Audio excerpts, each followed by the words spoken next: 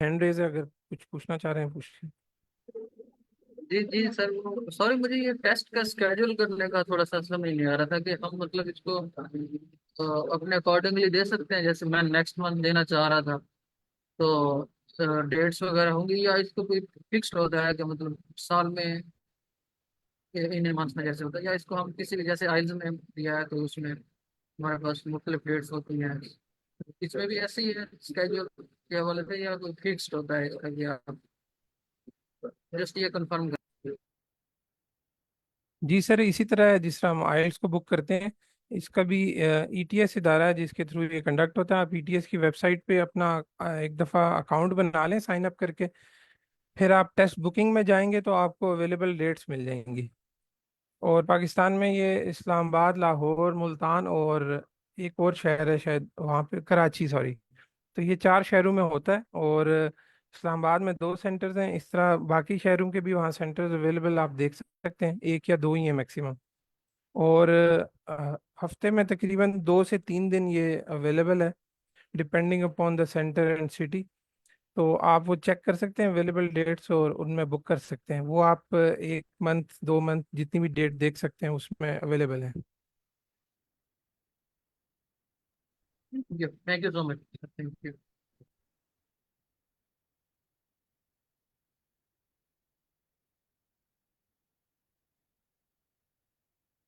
Okay, मैं screen share करता हूँ फिर हम स्टार्ट करते हैं।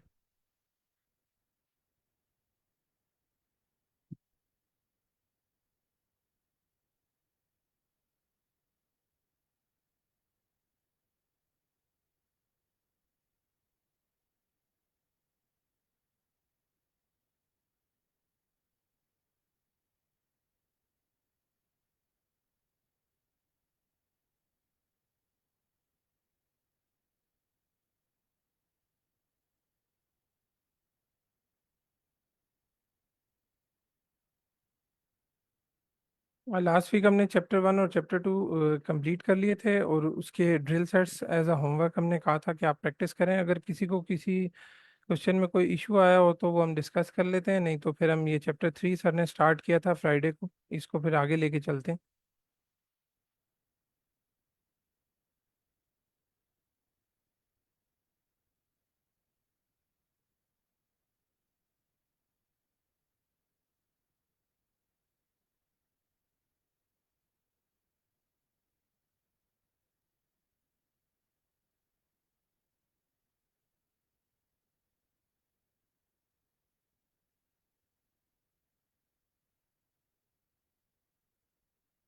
चलें, किसी को कोई इशू नहीं है। अगर आपने प्रैक्टिस नहीं की तो हम सजेस्ट ये करेंगे साथ साथ आप प्रैक्टिस करेंगे तो ये जीआरई तैयार होगा। अदरवाइज आप अगर सिर्फ 1 घंटे की क्लास लेंगे और प्रैक्टिस नहीं करेंगे तो इसका कोई फ़ायदा नहीं। अच्छा, फ्राइडे को सर ने एक्सपोनेंट्स एंड रूट्स का ये थर्ड चैप्टर है जो इस बुक में स्टार्ट कराया था। इसकी बेसिक्स तो सर ने सारी एक्सप्लेन कर दी थी तकरीबन। तो हम थोड़ा सा इसको जल्दी जल्दी गो थ्रू कर लेते हैं कि एक्सपोनेंट हम उस टर्म को कहते हैं जो पावर में होती है। Anything in power is called exponent. और वो कांस्टेंट भी हो सकता है, वेरिएबल भी हो सकता है। और एक्सपोनेंट हमें ये बताता है कि उसकी बेस अपने आप से कितनी दफ़ा मल्टीप्लाई हो रही है। जैसे ये A की पावर 4 है, ये 4 टाइम्स इसकी बेस मल्टीप्लाई हो रही है। इसी तरह अगर हमें एक्सपोनेंट में कोई ऐसी चीज़ दी हो, जैसे वेरिएबल होता है उसकी वैल्यू में अननोन हो, हमें पता ना हो कि वो कितने टाइम्स फिर उसकी बेस मल्टीप्लाई होगी, तो हम उसे इस शेप में भी लिख सकते हैं, 3 × 3 × सो ऑन। और हमें पता है कि बेस तो सेम है और बेस ही मल्टीप्लाई होती है, लेकिन हमें ये नहीं पता कि वो कितने टाइम्स मल्टीप्लाई होगी, तो हम उसको इस तरह लिखते हैं। इससे आगे हमने कुछ पॉजिटिव इंटीजर्स की एक्सपोनेंट्स देखे थे जो स्क्वायर और क्यूब की शेप में। ये मेंटल मैथ के लिए उन्होंने सजेस्ट किया कि आप याद कर लें, क्योंकि बेसिक नंबर्स के आपको अगर स्क्वायर और क्यूब्स याद होंगे तो आपको कैलकुलेशन में वहाँ पे आसानी होगी, और आपको कैलकुलेटर भी यूज़ करने के लिए टाइम नहीं लगाना पड़ेगा। आप जस्ट इसको मेमोराइज कर लें ताकि आपको क्वेश्चन सॉल्व करने में आसानी हो। इसके बाद बार बार ये चीज़ डिस्कस हो रही है कि बोर्ड मैथ्स या ये पेमडैस जो रूल है, इसको हमेशा हमने हर सिनेरियो में मद्देनज़र रखना है कैलकुलेशन में, इसको हमेशा हम फॉलो करते हैं। तो एक्सपोनेंट की जहाँ तक बात है, सबसे पहले पैरेंथेसिस का लेवल है, जो ब्रैकेट्स होती हैं। ब्रैकेट्स के बाद एक्सपोनेंट का लेवल आता है कि ब्रैकेट्स के बाद हम एक्सपोनेंट या स्क्वायर रूट या रूट वगैरह हो तो वो एक सेम लेवल पे होते हैं, हम उनको फिर ट्रीट करते हैं। तो एक्सपोनेंट आते हैं ब्रैकेट्स के बाद, तो सबसे पहले ब्रैकेट सॉल्व होती हैं, उसके बाद हम एक्सपोनेंट को सॉल्व करते हैं। तो ये रूल पेट रूल है कैलकुलेशन के लिए। अगर इक्वेशन में ये सारी चीज़ें आ रही हों, plus minus multiply divide exponent square root और पैरेंथेसिस, तो सबसे पहले हम पैरेंथेसिस को करने के बाद सॉल्व हम एक्सपोनेंट और स्क्वायर रूट को सॉल्व करते हैं।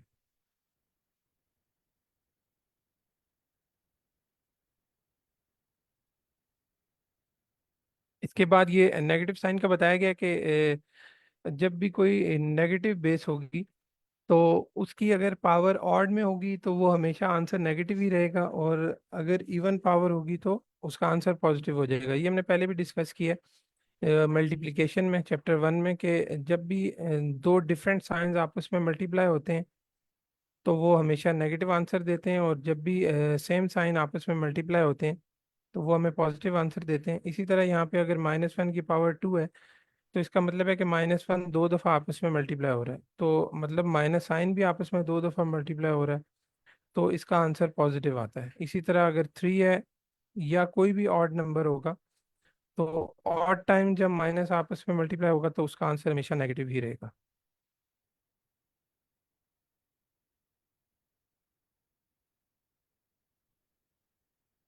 इसके अलावा एक्सपोनेंट की बात की गई थी कि अगर तो पॉजिटिव या इवन पावर हो तो वो आपके नेगेटिव साइन को पॉजिटिव कर देता है, जो कि हमने ऊपर बात की। इसी चीज़ को इन्होंने यहाँ पे बात की हुई है कि an even exponent can hide the sign of the base. कि अगर अब हमारी, जैसे ये -4 है बेस, ये नेगेटिव है, लेकिन उसका स्क्वायर जब हम लेते हैं तो वो पॉजिटिव हो जाती है, उसका साइन जो है हाइड कर देती है।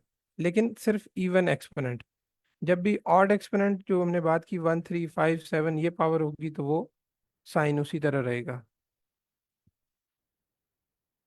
अब ये चेक योर स्किल्स है। इसमें से कोई बता सकता है कि विच इज़ ग्रेटर, -5 पावर 8 और -5 की होल पावर 8?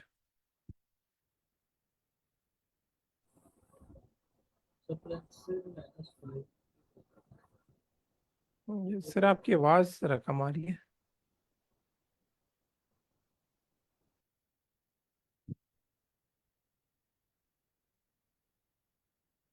इसकी एक्सप्लेनेशन ये कि ये जो फर्स्ट वाला -5 8 है, ये सिर्फ 5 की पावर 8 है। माइनस को मतलब माइनस का एक्सपोनेंट नहीं है। और सेकंड में -5 की होल जो है ना, ये एक्सपोनेंट है 8 जो है। तो ये इवन एक्सपोनेंट है, ये इस पूरी टर्म को प्लस कर देगा सेकंड वाली को, तो इसका आंसर पॉजिटिव आएगा। और ये जो फर्स्ट वाली है, इसमें जस्ट 5 का जब हम एक्सपोनेंट सॉल्व करेंगे 8 टाइम्स उसको आपस में मल्टीप्लाई करेंगे, क्योंकि वो पॉजिटिव टर्म है तो वो पॉजिटिव ही रहेगी। और लास्ट में जो आंसर आएगा वो जब माइनस से मल्टीप्लाई होगा तो वो माइनस हो जाएगा। तो फर्स्ट टर्म का आंसर माइनस आता है और सेकंड टर्म का आंसर प्लस आता है। तो जाहिर है पॉजिटिव नंबर्स हमेशा बड़े होते हैं, तो ये जो सेकंड वाली वैल्यू है ये ग्रेटर होगी। अच्छा, इसके बाद सर ने डिस्कस किया था multiply terms with same base.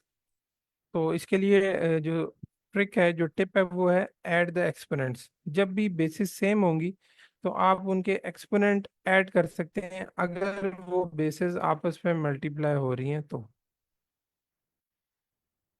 जैसे ये एग्जांपल है, a की पावर 5 मल्टीप्लाई a की पावर 3। अब इनमें बेसिस सेम है, a और a सेम बेसिस हैं, तो हम इनकी पावर्स को ऐड कर सकते हैं। ये अब एक्सपोनेंशियल रूल है कि हम उनकी मल्टीप्लिकेशन में अगर बेसिस सेम हो तो हम उनकी पावर्स ऐड कर सकते हैं। अदरवाइज हम जिस तरह इसको कहते हैं कि एक्सपोनेंट रिपीटेड मल्टीप्लिकेशन शो करता है, तो ऊपर वाले लाइन में आप देखेंगे कि इसको लॉन्ग हैंड फॉर्म में लिखा गया है। लॉन्ग हैंड फॉर्म ये है कि उसको एक्सपोनेंट जो है उसको सिंपल मल्टीप्लिकेशन डिवीजन या उस शेप में लिख के आपको शो किया जाए। तो ये a की पावर 5 है, इसका मतलब है कि 5 टाइम्स उसकी बेस मल्टीप्लाई हो रही है। और दूसरी ए की पावर 3 है, तो उसका मतलब है 3 टाइम्स उसकी बेस मल्टीप्लाई हो रही है। अब अगर आप ब्रैकेट्स खोल भी दें तो ये सारे आपस में मल्टीप्लाई हो रहे हैं, तो ये टोटल काउंट करके आप उसका एक्सपोनेंट भी लिख सकते हैं ना, कि जाहिर है एक्सपोनेंट इसी चीज़ को शो करता है कि वो बेस उसकी कितने टाइम्स मल्टीप्लाई हो रही है। तो जब ये टोटल आप काउंट करते हैं तो ये भी AAT आता है। और एक्सपोनेंशियल रूल उसका ये है कि जब भी बेसिस सेम आपस में मल्टीप्लाई हो रही हों तो उनकी बेसिस अगर सेम है तो आप एक्सपोनेंट उनका ऐड कर देते हैं, जो कि 8 आता है। दोनों में आंसर एक ही है, जस्ट वो सिंपल जो रूल है उसको फॉलो किया गया और इसमें एक्सपोनेंशियल रूल को देखा गया। इसके बाद अब इनको लिखने का डिफरेंट तरीका हो सकता है, जैसे यहाँ पे मल्टीप्लाई साइन आपको शो किया गया, यहाँ पे ब्रैकेट शो की, ब्रैकेट का मतलब भी मल्टीप्लिकेशन होता है। तो इनकी बेसिस भी आपस में ऐड, बेसिस सेम है तो इनका एक्सपोनेंट ऐड हो जाएगा। इसी तरह उन्होंने बताया कि अगर नंबर हो या वेरिएबल हो, हमें इस बात से फ़र्क नहीं पड़ता कि बेस में क्या चीज़ है, जस्ट वो बेस सेम होगी तो हम उसकी एक्सपोनेंट को आपस में ऐड कर सकते हैं। अभी ये चेक योर स्किल्स है, ये भी सिंपल है कि बी की पावर 5 इंटू बी की पावर 7, तो इनकी बेसिस सेम है तो इनकी पावर आपस में ऐड हो जाएगी 5 + 7, जो कि 12 आ जाती है। नीचे वाली में भी पावर 7 हो जाएगी। उसके बाद है divide terms with same base. अब पहले हमने मल्टीप्लिकेशन में देखा कि अगर दो सेम बेसेस मल्टीप्लाई हो रही हों तो उनके एक्सपोनेंट हम ऐड कर देते हैं, तो जब डिवाइड होंगे तो क्या होगा। तो डिवाइड के लिए इन्होंने ये टिप दी हुई है कि सब्ट्रैक्ट द एक्सपोनेंट्स, क्या आप एक्सपोनेंट्स को सब्ट्रैक्ट कर सकते हैं। आप डिवीजन फॉर्म में देखें, ये एक एग्जांपल है, A5/A3। तो अगर हम इनको सॉल्व करना चाहें एक्सपोनेंशियल रूल के तहत, तो उन्होंने कहा है कि आप इसको डिवाइड कर माइनस कर सकते हैं।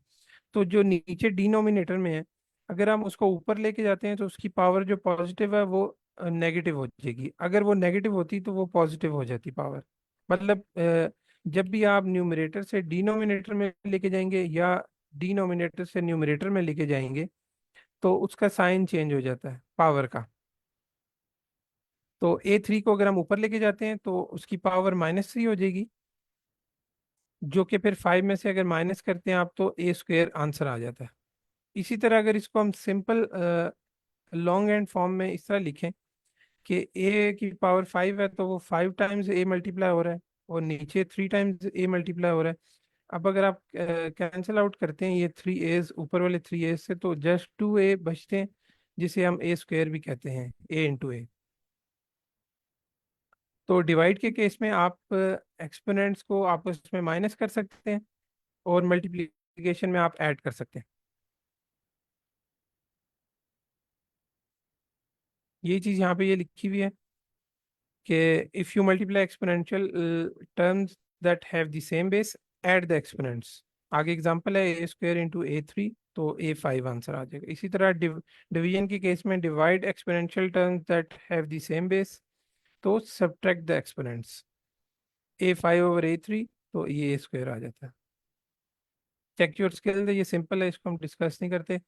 आगे चलते हैं। Pretty much anything to the zeroth power, कि जब भी किसी चीज़ की पावर या एक्सपोनेंट जीरो होगा तो उसे हम वन कंसीडर करते हैं। अब वन कंसीडर करने के लिए उसकी एग्जांपल उन्होंने नीचे दी समझने के लिए कि आप उसको वन कैसे लेते हैं। लॉन्ग एंड फॉर्म में जैसे हमने देखा था कि A की पावर 5 को हम इस तरह भी लिख सकते हैं, 5 टाइम्स A। अगर डिनोमिनेटर में भी 5 टाइम्स A हो तो आप इनको आपस में जब कैंसिल आउट करते हैं, मतलब A1 * A इस तरह कैंसिल आउट करते करते आपके पास ऊपर भी वन आता है नीचे भी वन आता है, तो इसका आंसर वन आ जाता है। लेकिन अगर दूसरी शेप में इसको देखें कि यहाँ पे पहले ऊपर A5 था नीचे भी A5 था, एक्सपोनेंशियल रूल जो था डिवीजन वाला जो भी हम ऊपर पढ़ के आए हैं, तो जब नीचे वाला A5 ऊपर जाएगा तो उसकी पावर -5 हो जाएगी ना, जैसे ये लिखा हुआ है। तो A की पावर 5 - 5 जब हम करेंगे तो हमारे पास आंसर जीरो आता है पावर में। तो A की पावर जब भी जीरो होगी तो उसे हम वन वन कह सकते हैं, क्योंकि लॉन्ग एंड रूल में भी उसका आंसर वन आ रहा है, जो हमने ये भी देखा यहाँ पे, ये वाला। तो किसी भी चीज़ की पावर जब जीरो होगी तो उसे हम वन कह सकते हैं। अब आप देख लें कि बेस चाहे कुछ भी हो, वो नेगेटिव हो पॉजिटिव हो, रूट में हो फ्रैक्शन में हो, उसकी अगर पावर होल की पावर जीरो है तो उस पूरी टर्म को हम वन कंसीडर कर सकते हैं। इसमें सिर्फ एक चीज़ है कि आप जीरो की पावर जीरो नहीं ले सकते, और ना ही इस तरह का कोई क्वेश्चन आपसे पूछा जाता है। ये अनडिफाइंड टर्म बन जाती है। जैसे जीरो से कोई चीज़ डिवाइड नहीं होती, वो भी अनडिफाइंड या इन्फिनिटी की तरफ बात जाती। तो इस तरह के क्वेश्चन जीआरई में नहीं पूछे जाते। अब पहले जो हमने पावर्स मेंटल मैथ के लिए देखी थी वो टू की पावर वन से स्टार्ट हो रहा था। अब इन्होंने जीरो की जब एक्सप्लेनेशन दिया तो जीरो के भी ऐड किया कि किसी भी चीज़ की पावर जीरो अगर होगी तो वो वन आती है। तो ये भी आप याद कर सकते हैं। इसके बाद आ जाती है negative power, one over a positive power. इसके लिए ये टिप है कि नेगेटिव पावर को आप पॉजिटिव कैसे कर सकते हैं, पॉजिटिव करके ही आप उसको सॉल्व करेंगे। जब भी किसी चीज़ की पावर नेगेटिव है, वो मैंने आपको बताया कि अगर डिनोमिनेटर में नेगेटिव है तो वो न्यूमरेटर में जाके पॉजिटिव हो जाएगी। अगर वो न्यूमरेटर में नेगेटिव है तो वो डिनोमिनेटर में जाके पॉजिटिव हो जाएगी। हमने जस्ट एक्सपोनेंट को पहले पॉजिटिव करना है और फिर उसको सॉल्व कर लेना है।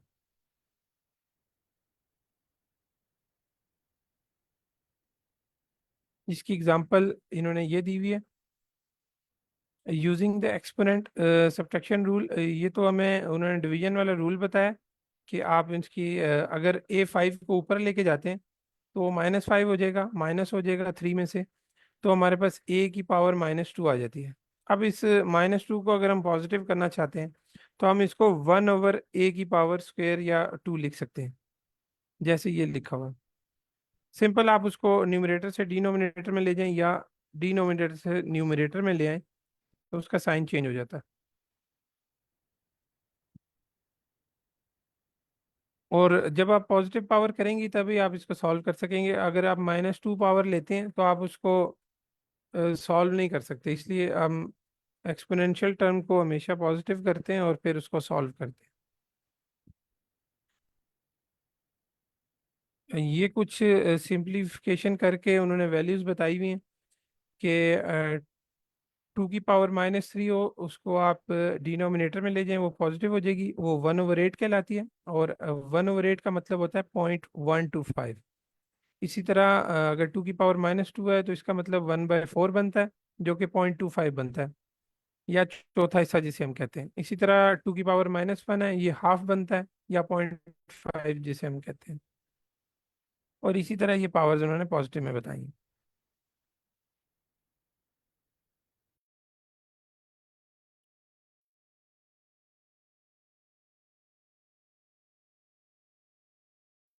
अब इसमें ये बताया गया कि negative exponents are tricky, so it can be useful to rewrite them using positive exponents. के नेगेटिव एक्सपोनेंट सॉल्व करने के लिए ट्रिकी होते हैं, इसलिए उनको पहले हम पॉजिटिव करते हैं और फिर हम उनको सॉल्व करते हैं।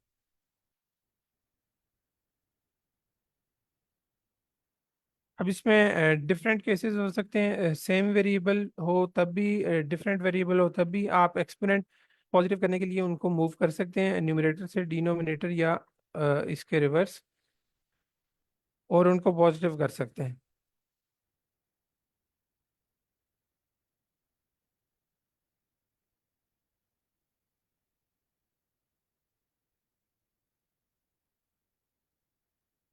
अच्छा जी। ये वही चीज़ें हैं और ये इसकी चेक योर स्किल्स है, ये आप प्रैक्टिस करते हुए ज़रूर एक दफ़ा ट्राई करें। उसके बाद आ जाता है अप्लाई टू एक्सपोनेंट्स, कि अगर एक ही बेस के दो एक्सपोनेंट दिए हुए हों तो हम उसे कैसे सॉल्व करेंगे। तो इसमें टिप ये है कि आप उन एक्सपोनेंट्स को मल्टीप्लाई कर लेते हैं। अब कैसे करते हैं वो हम देखते हैं। जब भी दो एक्सपोनेंट होंगे तो हम उनको लिखने के लिए ब्रैकेट्स का इस्तेमाल करते हैं ताकि रीडेबिलिटी रहे। अब ये ए की पावर टू की पावर फोर आ गई। अब एक तरीका तो ये है कि इसको ए स्क्वेयर को हम पूरा बेस कंसिडर कर लें और इसको फोर टाइम्स आपस में मल्टीप्लाई कर लें, जैसे यहाँ पे ये लिखा हुआ है। ठीक है। और दूसरा जो रूल है इसके लिए, कि अगर दो एक्सपोनेंट दिए हों तो आप उन एक्सपोनेंट्स को आपस में डायरेक्ट मल्टीप्लाई भी कर सकते हैं, कि ये टू एक्सपोनेंट और मल्टीप्लाई फोर एक्सपोनेंट आपस में जब मल्टीप्लाई होंगे तो ये डायरेक्ट ए की पावर जो है वो एट बन जाएगी। ये उसके लिए रूल है कि अगर दो एक्सपोनेंट इकट्ठे दिए हुए हों, और आप अगर इंटरनल एक्सपोनेंट को बेस के साथ बेस कंसिडर कर लें बाहर वाले एक्सपोनेंट के लिए, तो आप उस तरह भी सॉल्व कर सकते हैं जिससा ये लिखा हुआ है। तो दोनों सिनेरियोज में आंसर एक ही आता है। ये शॉर्टकट मेथड है कि आप डायरेक्ट इनके एक्सपोनेंट्स को आपस में मल्टीप्लाई करें और आपके पास आंसर आ जाए।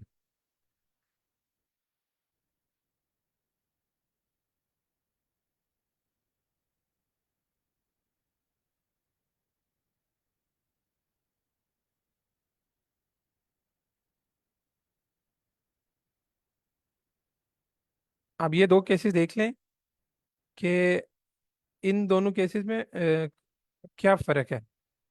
हमने ऊपर पढ़ा कि जब दो बेसेस आपस में मल्टीप्लाई हो रही हूँ तो उनके एक्सपोनेंट्स ऐड होते हैं। पे ख्याल रखिएगा कि ये बेसिस मल्टीप्लाई हो रही हैं, ठीक है, तो हमने उनके एक्सपोनेंट्स को ऐड कर दिया। और यहाँ पे एक्सपोनेंट्स आपस में मल्टीप्लाई हो रहे हैं, बेसिस मल्टीप्लाई नहीं हो रही है।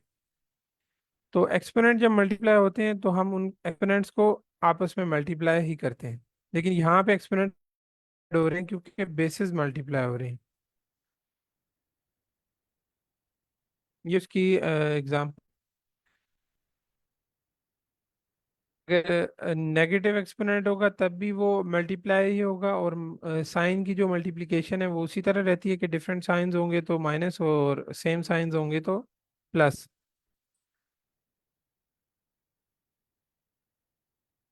इसके बाद आगे चलते हैं। इसकी ये एक एग्जांपल है, ए की पावर 15 ओवर ए की पावर 0 इंटू ए की पावर 3 की होल पावर 3। ये कोई सॉल्व करके या एक्सप्लेन कर सकता है कि इसको कैसे सॉल्व करेंगे।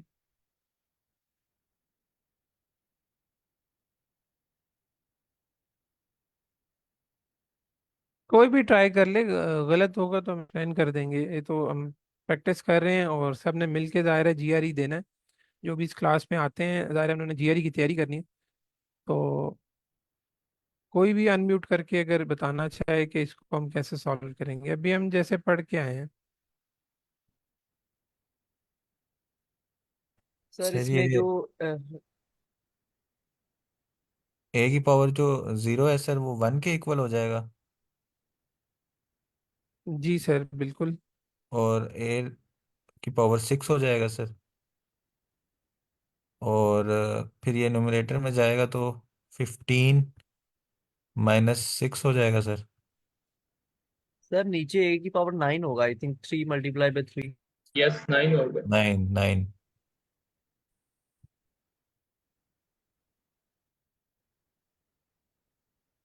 ऊपर जाके सर ये माइनस हो जाएगा 15 से सर। तो ये हमारे पास बच ये जाएगा। पावर ऐड होती है।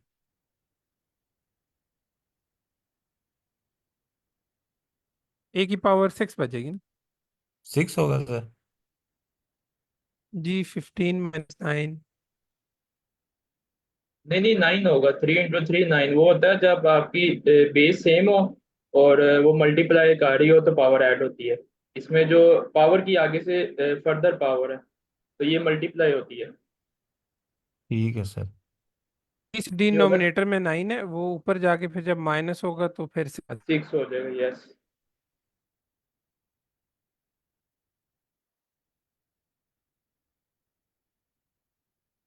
ठीक है। वो जो सर कह रहे थे कि 3 + 3 उन्होंने किया था A6, तो वो तब होता है जब दो बेसिस आपस में मल्टीप्लाई हो रही हो।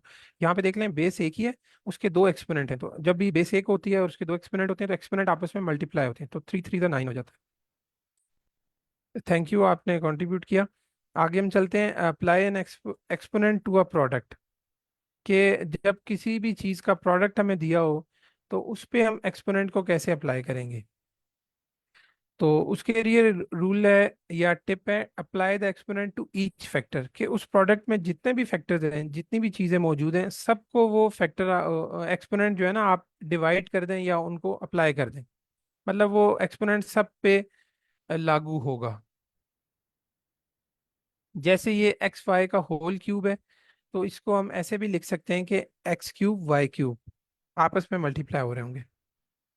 ठीक है, हाउ कैन यू री राइट दिस, ये जिससे अभी इन्होंने बयान किया है कि अगर आप इसका होल एक्स वाई को आप पूरा बेस कंसीडर करें, जो सिंपल फॉर्म में हम कहते हैं कि एक्सपोनेंशियल टर्म जो है वो हमें रिपीटेड मल्टीप्लिकेशन बताती है, तो आप इसको 3 टाइम्स मल्टीप्लाई करेंगे तब भी answer x cube y cube आएगा।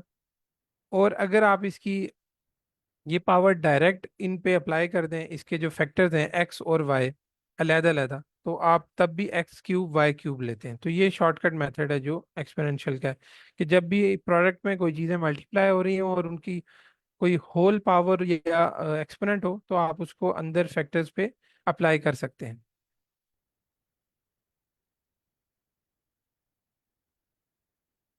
अभी जैसे ये देख लें कि अब इररिस्पेक्टिव के वो फैक्टर क्या चीज़ है, वो कोई नंबर है, कोफिशिएंट है, वेरिएबल है, कुछ भी है, तो आप उस पे वो पावर अप्लाई कर देंगे, क्योंकि वो आपस में मल्टीप्लाई हो रही है ना, वो प्रोडक्ट है किसी चीज़ का। तो जब भी वो मल्टीप्लाई हो रही हो, प्रोडक्ट हो, तो आप उस पे वो एक्सपोनेंट अप्लाई कर देते हैं। अब यहाँ पे देख लें कि अंदर z का क्यूब है और बाहर x उसकी पावर है होल की। तो w पे जब हम बाहर वाली पावर या एक्सपोनेंट अप्लाई करेंगे तो w की पावर x आ जाएगा। और z का क्यूब जो है, इस पे जब हम बाहर वाली पावर अप्लाई करेंगे तो इसकी दोनों की पावर आपस में मल्टीप्लाई होगी, मतलब z के लिए फिर वही दो एक्सपोनेंट्स आ गए जैसे हमने ऊपर डिस्कस किया है, तो वो दोनों एक्सपोनेंट्स आपस में मल्टीप्लाई होके 3x आ गया।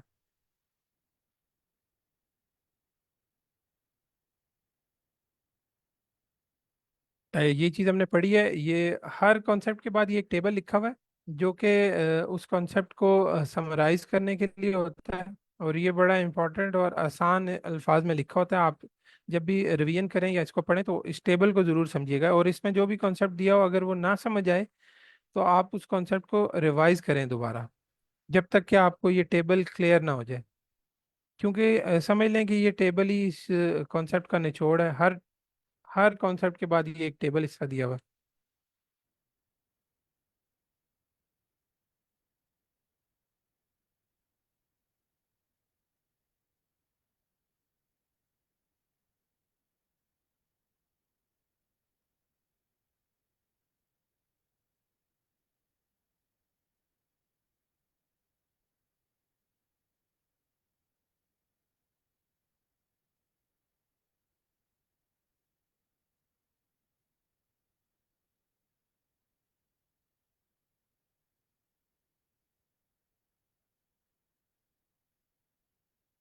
अभी जो हम प्राइम फैक्टराइजेशन पढ़ के आए थे चैप्टर 1 या 2 में, 1 में आई थिंक पढ़ा होगा, तो उसमें हम देखते थे कि बड़े नंबर के मल्टीपल निकाल के जो हम प्राइम्स निकालते थे, जब तमाम प्राइम्स निकल आते थे तो हम उसे प्राइम फैक्टराइजेशन कहते थे उस नंबर की।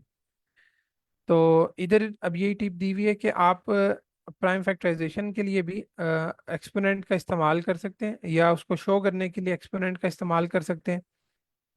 जैसे अब 18 है, इसका आप देख लें 2 × 9 एक फैक्टर बनता है। आप 9 को मज़ीद हम ज़ाहिर है जब प्राइम फैक्टराइजेशन निकालेंगे तो इसको मज़ीद हम उस वक्त तक डिवाइड करते रहेंगे जब तक ये हमारे पास प्राइम्स नहीं आ जाते। तो इसका अब मज़ीद फैक्टर्स बनते हैं 3 × 3, जिसको उन्होंने बताया कि आप एक्सपोनेंशियल टर्म में भी 3 का स्क्वायर लिख सकते हैं।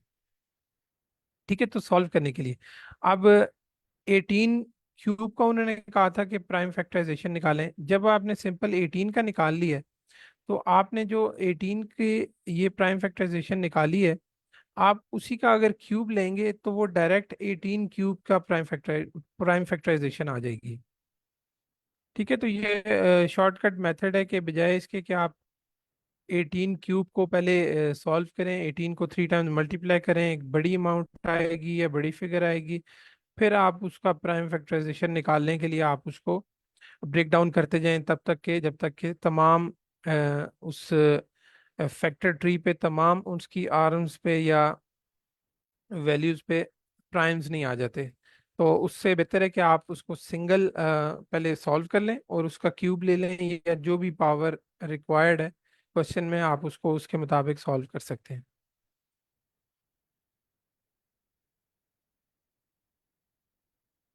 अब ये डिफरेंट एग्जांपल्स हैं इसी चीज़ की, ये आप अपने तौर पे देखिएगा।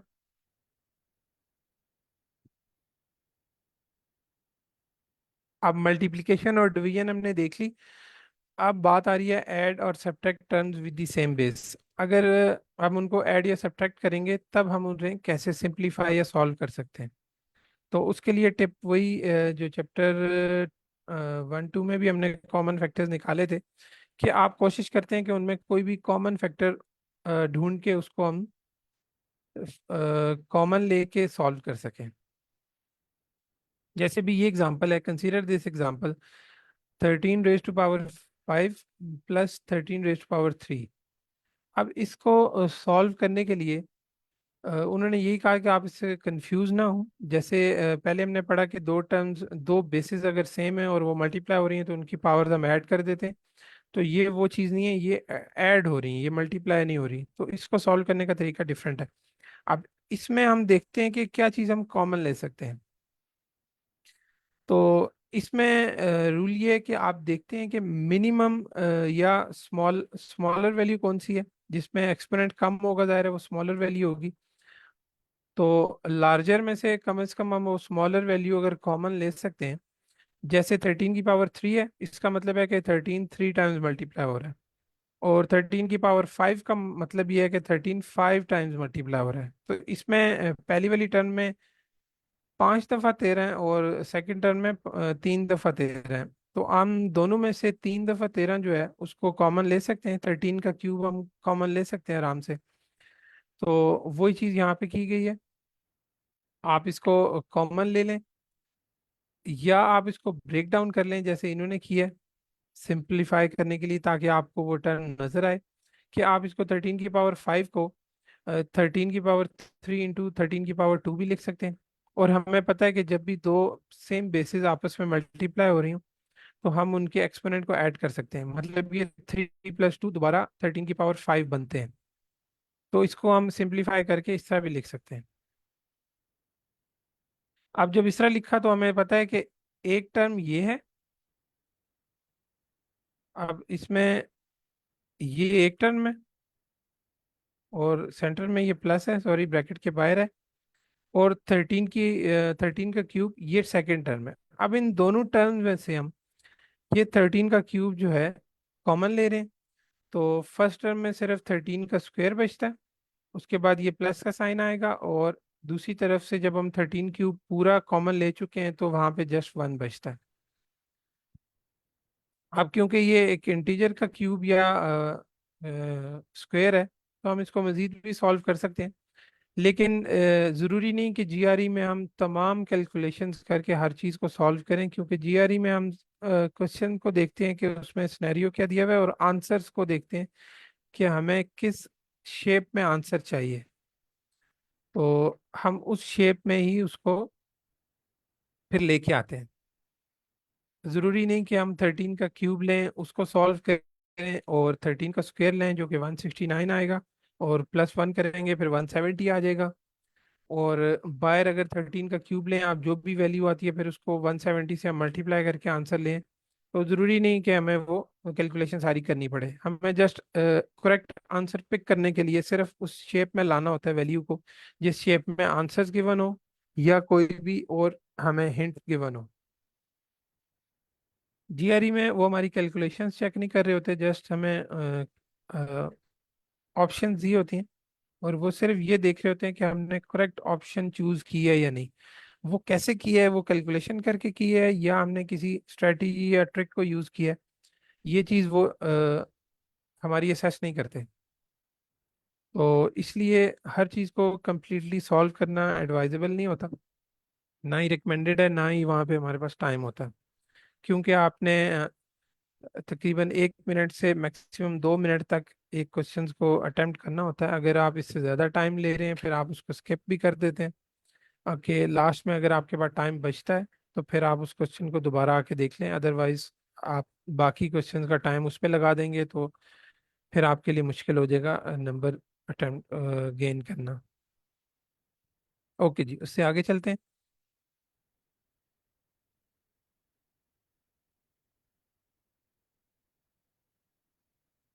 ये तमाम वही एडिशन की एग्जांपल्स हैं कि आप एडिशन में किस तरह कॉमन फैक्टर अपने लिए बना सकते हैं, टर्म्स को डिफरेंट तरीके से सिंप्लीफाई करके, चेंज करके। जैसे अभी ये एग्जांपल आप देख लें कि डिनोमिनेटर में 13 की पावर 1 है, और ऊपर 3 की पावर 4, 3 की पावर 5 और 3 की पावर 6 है। तो अगर आप ऊपर जो है देखें तो हमारे पास स्मॉलर टर्म जो है वो 3 की पावर 4 है। तो बाकी टर्म्स को देखते हुए आप 3 की पावर 4 इसमें से कॉमन ले सकते हैं। तो जब आप कॉमन लेंगे तो इसका आंसर ये बनेगा कि जहाँ पे 3 की पावर 4 था वहाँ 3 की पावर 0 कर लें या 1 कह लें इसको। 1 आ जाएगा, आगे 3 की पावर 1 आ जाएगा और 3 स्क्वेयर आ जाएगा। नीचे 13 ही है।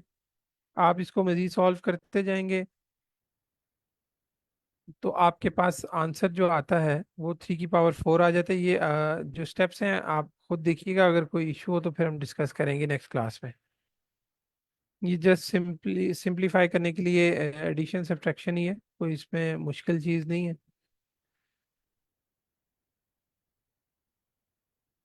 यहाँ तक एक्सपोनेंट की चीज़ें थी जो कि लास्ट अभी जो कंसेप्ट हमने पढ़ा उसको इन्होंने ये समराइज किया कि जब भी ऐड हो रही होंगी तो आप उसमें कोशिश करके कॉमन फैक्टर लेते हैं और उसको सॉल्व करने की कोशिश करते हैं। और अगर डायरेक्ट आपको कॉमन फैक्टर लेने में इशू आ रहा है तो आप उसको ब्रेक डाउन करते हैं उसके मजीद फैक्टर्स बना के। किसी भी बेस को, जैसे ये 6 है, इसको हम 3 इंटू 2 भी लिख सकते हैं या 2 इंटू 3 भी लिख सकते हैं। दोनों का अलग अलग क्यूब, और आप इसका फिर उसमें से कॉमन फैक्टर 2 का क्यूब ले सकते हैं। इसके बाद आ जाते हैं रूट्स। रूट्स जो है वो एक्सपोनेंट का ऑपोजिट होता है। जैसे एक्सपोनेंट हमें बताता है कि आप किसी भी चीज़ को मल्टीप्लाई करके उसके डबल तक जा सकते हैं, इसी तरह रूट हमें बताता है कि आप डबल को सिंगल कैसे करते हैं। मतलब दो चीज़ें आपस में मल्टीप्लाई होकर अगर एक वैल्यू दे रही हैं तो अब जब आप रूट लेंगे तो वो डबल की जगह सिंगल वैल्यू रह जाएगी। जैसे 3 का स्क्वायर लिया आपने, वो 9 आ गया।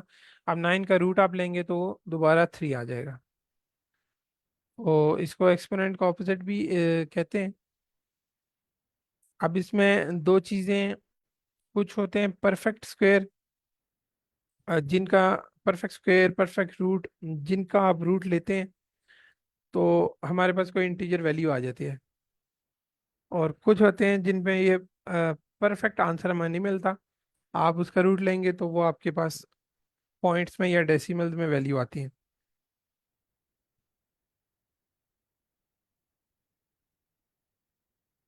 अब इसमें सिर्फ एक रूल और है कि जब भी आप किसी ऐसे नंबर का रूट लेंगे जो 1 से बड़ा है तो आपके पास हमेशा ओरिजिनल वैल्यू से छोटी वैल्यू आएगी। ये आगे यहाँ डिस्कस भी हुआ होगा, हम देखते हैं। ये सिंपल रूट की एग्जांपल दी हुई है। और जैसे मैंने बात की थी कि कोई अगर परफेक्ट रूट या क्यूब या कोई भी रूट नहीं है तो उसका आंसर डेसिमल में आता है। और इसको अगर तो वो कोई एक दो टर्म्स तक ख़त्म हो जाता है तब तो हम उसे इक्वल टू करके लिखते हैं। अदरवाइज ये जो सिंबल है इसको अप्रोक्सीमेशन कहते हैं कि अप्रोक्सीमेटली राउंड ऑफ करके जब हम चीज़ लिखते हैं तो हम उसके लिए ये सिंबल यूज़ करते हैं। ये जो कर्व में इक्वल्स टू होता है इसका मतलब होता है अप्रोक्सीमेशन। ये अप्रोक्सीमेटली हम बता रहे होते हैं कि इसका ये आंसर बनता है।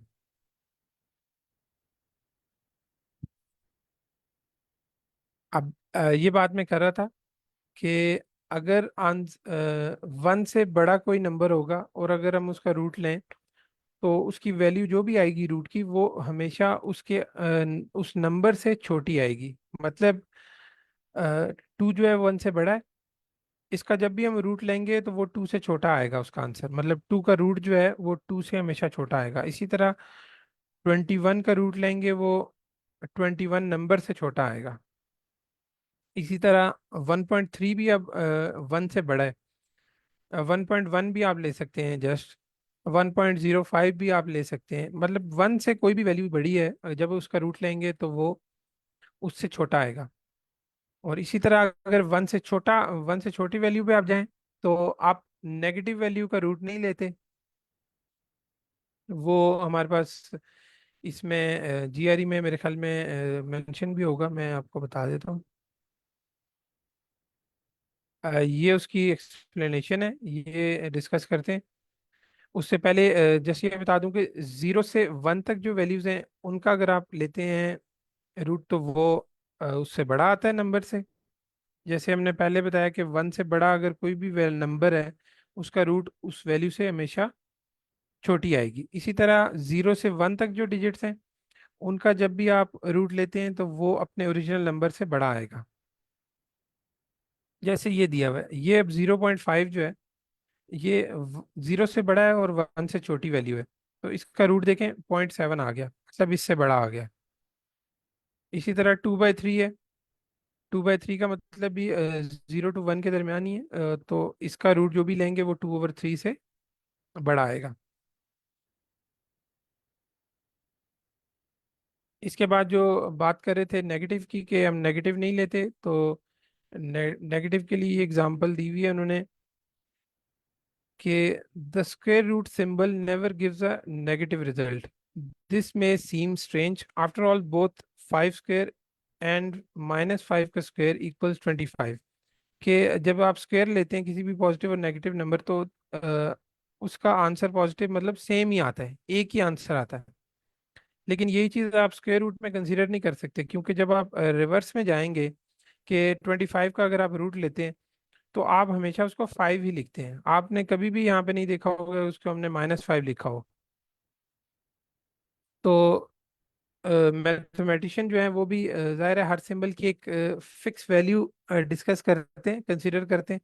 इसी तरह यहाँ पे भी इसलिए माइनस वैल्यू को या माइनस टर्म को कंसीडर नहीं किया जाता, और हमेशा हम स्क्वायर रूट में पॉजिटिव वैल्यू ही कंसीडर करते हैं। अब हमारे पास टाइम थोड़ा कम रह गया, हमने आज वो कैब भी डिस्कस करनी थी। तो सर यामीन, अगर आप अभी कंटिन्यू करना चाहें तो वो कैब को डिस्कस कर लें। हमारे पास 12-15 मिनट ही हैं maximum.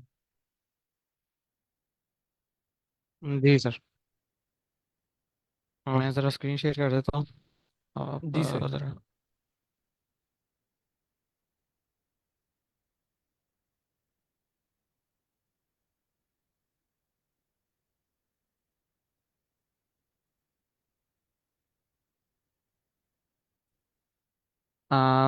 so let's dive into vocabulary vocab um, तो हमारे पास टाइम कम है, तो हम इसको जल्दी जल्दी एक दफ़ा रिवाइज कर लेंगे। हम आज पहले 10 वर्ड्स को करेंगे cover. So the first word is venality. इसका मतलब होता है कि ख़रीदा जाने वाला या रिश्वतखोर, या फिर जिसको जो करप्ट बंदा होता है, जो करप्ट किसी भी तरह का करप्ट होता है, जैसे कि सियासतदान करप्ट होते हैं। इसका सिनोनिम आगे लिखा भी हुआ है, दैट इज़ ब्राइबेबल और करप्टेबल। तो अगर हम इसका सेंटेंस बनाएंगे, तो द सेंटेंस विल बी के द प्रेस और the media, the political class and both parties were proved to be venal and short sighted. क्या मतलब, पूरा मीडिया और जितने भी पार्टीज थी वो दोनों करप्ट टाइप की साबित हुई। ठीक है। The next word is galvanize. अब गैल्वनाइज का मतलब होता है किसी को किसी चीज़ के लिए उकसाना, या फिर हौसला अफजाई करना, या फिर किसी को किसी तरफ माइल करना। ठीक है। एक्सिलरेट या फिर इंस्पायर इसके सिनोनिम्स होते हैं। ठीक है। अब इसका सेंटेंस बन जाएगा कि the website the website has galvanized support for the project, or you can say कि iCode Guru has galvanized the attention of the engineers और IT students। ठीक है। अब थर्ड वर्ड आ जाएगा प्रोफिलिगेट। अब इसका मतलब होता है कि आप फजूल खर्ची करना, या फिर जैसे इधर लिखा हुआ है बेवकूफ़ी से पैसा खर्च करना, या फिर खुल के खर्चना। ठीक है। इंग्लिश में क्या देंगे, वेस्टफुल एक्सपेंडिचर। अब इसका सिनोनिम्स आ जाएंगे एक्स्ट्रावेगेंट और प्रोडिगल। तो प्रोफिलिगेट का सेंटेंस हो जाएगा he is well known for his profligate spending habits, या फिर you can say that and considering the political moments, political scenario, हम इसका ये कह देंगे कि you can say the Punjab government is very profligate in spending its budget. ठीक है। आगे the fourth thing is prodigal. Prodigal is also synonym of profligate. So ये दोनों सेम चीज़ है। प्रोफिलिगेट प्रोडिगल का भी मतलब यही है कि आप फजूल में पैसा खर्चना या फिर फजूल में चीज़ें खर्चना। ठीक है। या फिर आप लेविश अंदाज में चीज़ों को लेके जाना, हर चीज़ को लेविश रखना। ठीक है। इसका मतलब इसके सिनोनिम में आप प्रोफिलिगेट और एक्स्ट्रा वैकेंट दोनों आ जाएंगे दोबारा। अब इसका सेंटेंस भी वही वैसे बन जाएगा जैसे अब आप कह सकते हैं natural is prodigal for her gifts. मतलब कि जो हमारे कुदरती चीज़, जो कुदरती निज़ाम है उसके अंदर इतनी सारी चीज़ें हैं कि वो सारी की सारी लेविश हैं। ठीक है। या फिर आप कह सकते हैं कि all the family went to airport to welcome home prodigal son. ठीक है। एक फजूल में पैसा खर्चने वाला बच्चे को वो लेने के लिए, को वेलकम करने के लिए वो लोग एयरपोर्ट पे गए। ठीक है। Next is कैलमनी। इसका मतलब होता है कि झूठा इल्ज़ाम लगाना, किसी किसी की जो किसी की जो रेपुटेशन है उसको नुकसान पहुंचाना झूठ बोल के। ठीक है।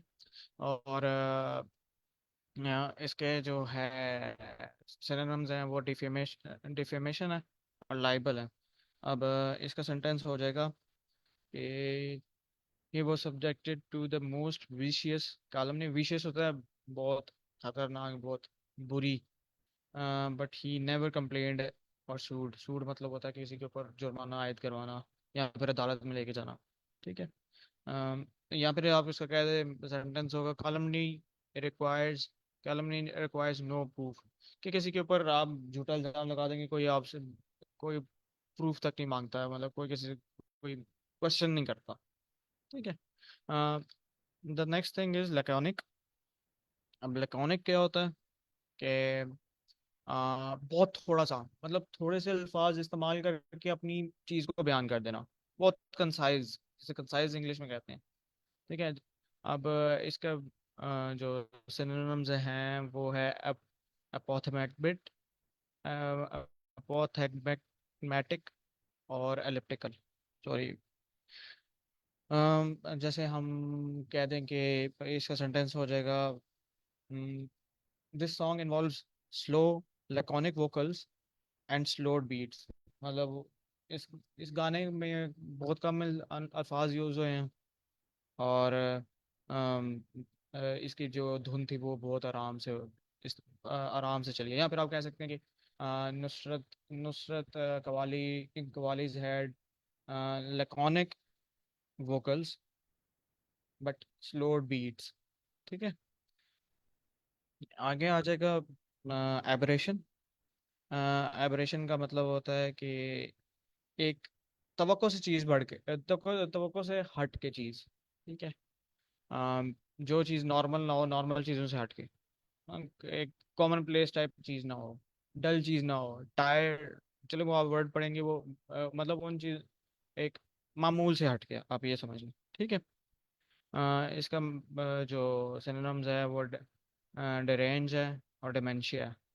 तो ये अभी आप पढ़ लें, इनके वर्ड्स जो मीनिंग्स है वो बाद में भी आएंगे, क्योंकि ये सिनोनिम्स है तो एक ही मीनिंग आएगा इसका। एबरेशन का सेंटेंस आप कर लें for for for anybody like for Qasim the A minus grade was aberration. मतलब उसके लिए तो ए माइनस ग्रेड भी जो था या ए ग्रेड भी जो था वो भी एक तवक्कुआत से हट के चीज़ थी। ठीक है। आगे द एट्थ वर्ड इज एनर्वेट। एनर्वेट का मतलब होता है कि आप जिस्मानी या फिर मेंटल स्ट्रेंथ से आरी हो जाए, मेंटल और जिस्मानी स्ट्रेंथ आपके अंदर कम हो जाए या ख़त्म होने के करीब करीब हो जाए। ठीक है। मतलब जैसे बंदा ज़्यादा थक जाता है खेल खेल के या फिर कुछ भी करते करते, तो काम ज़्यादा करते हुए पूरा दिन काम करे तो फिर वो पूरी की पूरी एनर्जी ज़ाया हो जाती है। मतलब जैसे इसके इसके सिनोनिम्स हो सकते हैं, इधर नहीं लिखे हुए सॉरी, एग्जॉस्ट हो जाना, टायर्ड, ड्रेन्ड, ये सारे इसके सिनोनिम्स हो सकते हैं। अब अब एनर्वेट का जो होगा सेंटेंस वो उसी खेल से रिलेटेड आ जाएगा या फिर किसी भी चीज़ से आप कर लें। Like Hasan felt too enervated to resist, मतलब वो इतना ज़्यादा थक चुका था कि वो आगे से कुछ मतलब रेजिस्ट करता या फिर आगे से उसका रिएक्शन देता जो उसके साथ हुआ था। या फिर आप आगे कह लें कि आई जैसे आजकल के वेदर के रिलेटेड है कि I find this heat very enervative, कि मतलब आजकल की जो गर्मी है वो बहुत एग्जॉस्टिंग है, बहुत ज़्यादा ड्रेन, बहुत ज़्यादा ड्रेन कर रही है एनर्जी को। ठीक है। The next thing is equivocal. अब इसका मतलब होता है कि आप क्वेश्चनेबल चीज़, मतलब आप किसी चीज़ को क्वेश्चन कर सकें या फिर बहुत कंफ्यूजिंग सी हो, अनक्लियर सी हो, कि आपको उसका मतलब समझ ना आ रहा हो। कोई बंदा कुछ बयान करे और आपको समझ ना आए कि वो क्या बयान करना चाह रहा है। लाइक जैसे मैं आपको इसका सेंटेंस बता देता हूँ कि जैसे आजकल चल रहा है पॉलिटिकल सिनेरियोज में, in a presidential debate between between Trump and Biden, Biden gave equivocal assumptions और आर्गूमेंट्स। मतलब बाइडन और ट्रम्प के डिबेट के अंदर बाइडन ने ऐसे कुछ अपनी स्टेटमेंट्स दी जो बिल्कुल एक्विवोकल थी, जो बिल्कुल अनक्लियर थी, बिल्कुल समझ नहीं थी आ रही, जैसे वो कर रहे हैं आजकल। ठीक है। अम, इसका इसका जो टेंथ है वो प्रिवेरिकेट है। इसका मतलब है कि अ, गलत बयानी करना या फिर गलत बात बोलना, जो एक ऐसी स्टेटमेंट दे देना जो बिल्कुल ही दुरुस्त नहीं है। ठीक है। अम, या फिर काफ़ी ज़्यादा बातें बोल देना जो बिल्कुल सारी की सारी झूठी हों। सही है। इसका जो है सिनेमा वो फैब्रिकेट हो जाएगा कि चीज़ों को तोड़ मोड़ के बयान कर देना। अब इसका सेंटेंस हो जाएगा, आप सेंटेंस इसलिए है कि ताकि आप समझें चीज़ को। जैसे अब सेंटेंस इसका हो जाएगा, Pakistan ministers continued to be prevaricate in the case of economy. मतलब इकोनॉमी के लिहाज से जितने भी बयान देते हैं पाकिस्तानी मिनिस्टर्स वगैरह, वो सारे प्रिवेरिकेट हैं, मतलब वो सब झूठ पे मबनी है। ये थी वोकेबलरी। तो हम रोज़ 10 वर्ड्स किया करेंगे। तो अगर किसी को समझ ना आया तो आप पूछ लें।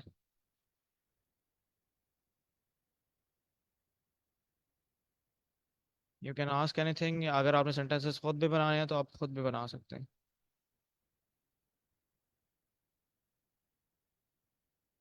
आपके पास ये जो वर्ड लिस्ट है शेयर हुई होगी, ये फर्स्ट 100 वर्ड्स की लिस्ट है। उसके बाद अगले वर्ड्स जो हैं वो भी हम करते रहेंगे। वो भी अगली दफ़ा उसके बाद मैं शेयर कर दूंगा। फर्स्ट 10 डेज में ये वाली हम लिस्ट जो है वो पढ़ेंगे। ये आपके साथ शेयर्ड है स्लैक में, इसका ड्राइव का जो लिंक है। ओके। किसी का कोई क्वेश्चन है मैं क्वांट से रिलेटेड या फिर जीआरई से रिलेटेड या फिर वकैब से रिलेटेड, तो यू कैन आस्क। एक दो सेशन हम रखेंगे इस वीक में, जो हम जो ये वर्बल है उसको डिस्कस करेंगे। ठीक है। पूरे का पूरा वर्बल सेशन करेंगे हम लोग। ठीक है। उसके अंदर हम सेंटेंस इक्विवेलेंस और सेंटेंस कंप्लीशन डिस्कस करेंगे। ठीक है। ओके उसके बाद सर। एक वीक का आएगा। जी। हेलो। ओके सर, मैं कह रहा हूँ ओके ठीक है। हाँ। और जो एक हमें डेडिकेट करना पड़ेगा एक वीक रीडिंग पैसेजेस वगैरह के लिए। ठीक है। और एसेस के लिए भी एक हमें 3 to 4 डेज डेडिकेट करने पड़ेंगे, तो वो हम कमिंग वीक्स में कर लेंगे। कोई और क्वेश्चन? हम मीटिंग एड होने वाली है।